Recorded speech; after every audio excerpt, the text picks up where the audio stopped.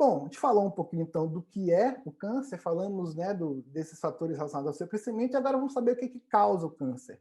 Então, o que é que faz essa célula mudar? E mudar para uma célula muito parecida com a original, a ponto de se disfarçar. E para a gente entender, o câncer basicamente tem dois fatores. Então, você tem fatores de risco genéticos e fatores de risco ambientais. Isso todo mundo sabe. Todo mundo sabe que o câncer pode ser genético. O que quase ninguém sabe é que a quantidade de cânceres que tem alguma relação genética são apenas 10 a 20%. Isso mesmo. 10 a 20% dos cânceres têm alguma relação genética. Isso não quer dizer que eles são causados exclusivamente pela questão genética. Mas isso quer dizer que nesses 10 a 20%, a questão genética ajudou. Pois bem, 80 a 90% dos cânceres não têm absolutamente nenhuma relação genética.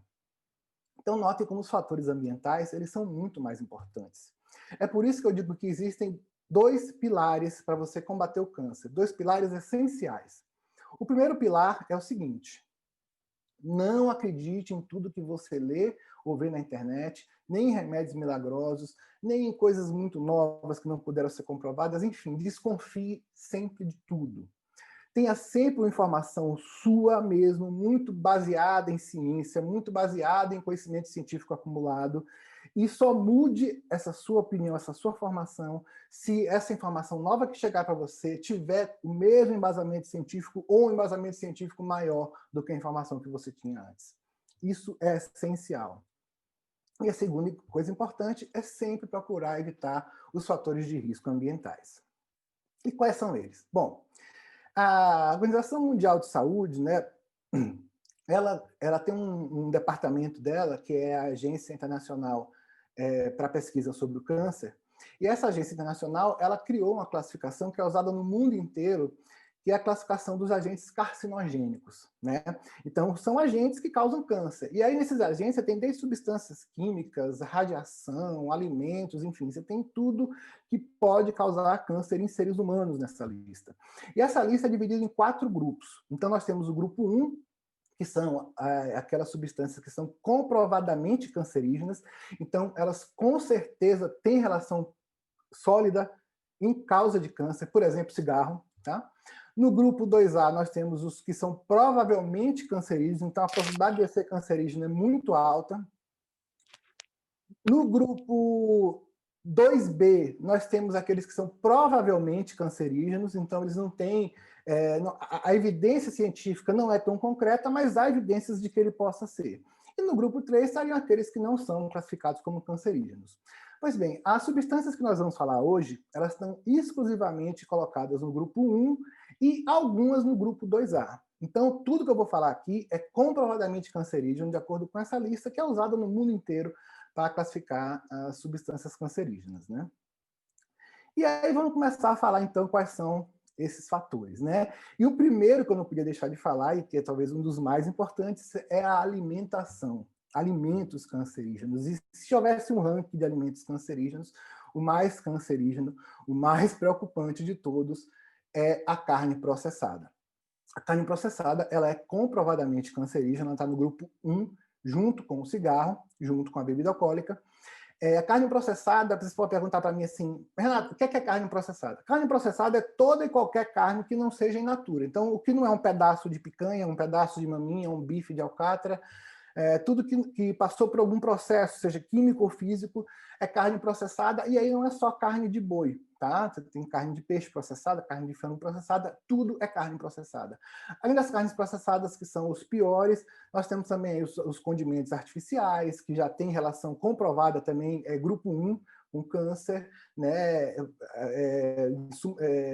Substâncias tóxicas produzidas, por exemplo, com a fritura, e enfim, outros mais, como vocês estão vendo aí, alimentos condimentados, enfim. Esses seriam realmente os mais importantes em relação a alimentos. Além disso, nós temos aí esses dois, digamos assim, grandes causadores de câncer da atualidade, os dois, talvez, os dois maiores, que é a bebida, né, o álcool, e o cigarro. Também, assim como o cigarro, o álcool é comprovadamente cancerígeno. Não é nem tanto o álcool, tá? Mas é mais um metabólito dele, o acetaldeído, que todo mundo que bebe, a ressaca ela é causada por esse metabólito, então todo mundo acaba produzindo essa substância no seu corpo e essa substância ela é altamente cancerígena, né? Então, falar deles é muito importante. Um outro agente também muito importante, muito relacionado ao câncer, é o sedentarismo e a obesidade. Então, são dois fatores que estão aí assim associados um com o outro e muito associados com o câncer. E aí, esses três fatores que vocês estão vendo aí na tela de vocês são talvez hoje os grandes vilões do câncer da atualidade, sabe? Eu vejo que as pessoas comuns normalmente associam muito câncer com genética. Isso é uma coisa que eu não sei, eu não digo que é cultural, não. Eu acho que, na verdade, as pessoas são induzidas a achar isso. Porque quando você acha que uma doença é causada por um fator que você não pode influenciar, você acaba fazendo, você acaba indo para o outro lado. Então, você se esquece de prevenir a doença, você, eu não posso prevenir, então eu vou fazer o quê? Eu vou procurar um médico, eu vou procurar mais o serviço de saúde. Então, eu penso, sabe, posso até estar sendo errado, isso aqui é minha opinião, tá? Não é embasado necessariamente em ciência, mas é minha opinião. Eu penso que há uma pressão da mídia para que as pessoas tenham a ideia de que o câncer tem relação genética e, portanto, não pode ser evitado, e acabem procurando mais um médico no sentido até de evitar a doença, né? Sendo que o médico não pode evitar o câncer, ele pode, no máximo, diagnosticar o câncer no começo, mas só a própria pessoa pode evitar. E essa ideia é completamente falsa, é completamente errada, porque hoje em dia a gente sabe que a genética só influencia 10 a 20% dos casos. A grande maioria são fatores ambientais. E esses três fatores ambientais que vocês estão olhando aí nesse momento são os três fatores ambientais mais relacionados com câncer na atualidade. Mas não temos só esse, infelizmente. O câncer é uma doença multifatorial. Um outro fator muito importante também é a questão da radiação.